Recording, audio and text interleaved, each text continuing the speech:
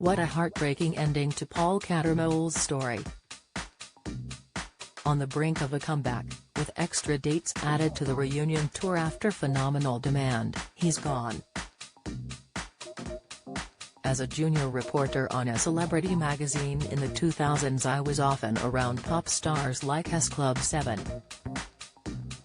Bright-eyed young wannabes who couldn't believe their luck, living out their wildest dreams, convinced their current situation would last forever. Back then we all happily bought, literally, into the idea that there ain't no party like an S-Club party, but no one thought about who was going to do the tidying up, and sew the sore heads, the morning after. It's the tale as old as time, which no young pop star thinks will happen to them. Every second of their day is rigidly scheduled, they're traveling so often, for such short bursts, they're regularly unsure what country they're in. Life is a whirlwind of interviews, performances and parties, being mobbed by hysterical fans screaming their name, living at such an exhausting, breakneck pace there's often no time to eat or sleep, 18-hour days, no days off, and then, suddenly, nothing. The bubble bursts. It's over. And all they're left with is an empty diary, and no reason to get up in the morning. Overnight they go from not having a second to think, to all the time in the world stretching out in front of them, endlessly. As Richie Neville, from S-Club's Contemporaries 5 has explained, it was like strapping ourselves to a rocket and being dropped back down to Earth 5 years later. For the ones who made money and were sensible with it, at least that anxiety is removed, but that doesn't mean life is necessarily any happier or more fulfilling. Look at Britney Spears.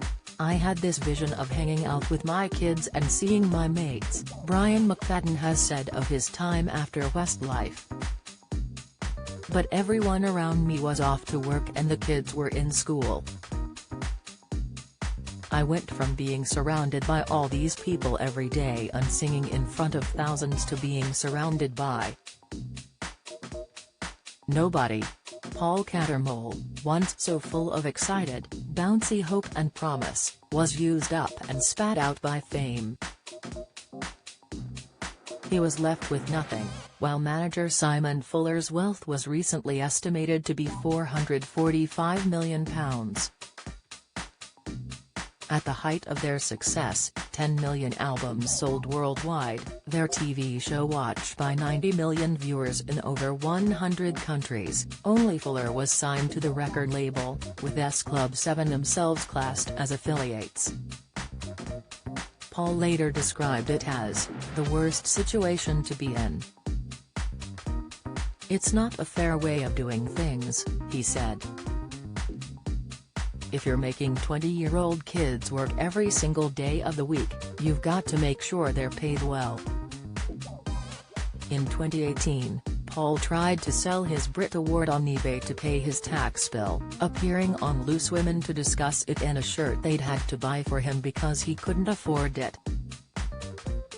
When you've achieved, probably far surpassed, all your goals by your mid-20s, what exactly are you meant to do then? These fresh-faced has-beens who had naively signed their lives and rights away because they were desperate for stardom are in an impossible situation. The entertainment industry needs to launch a duty of care so they're supported after the hits dry up. So they still feel valued when they're not making bigwigs rich. So that when the fame fades, they have something left.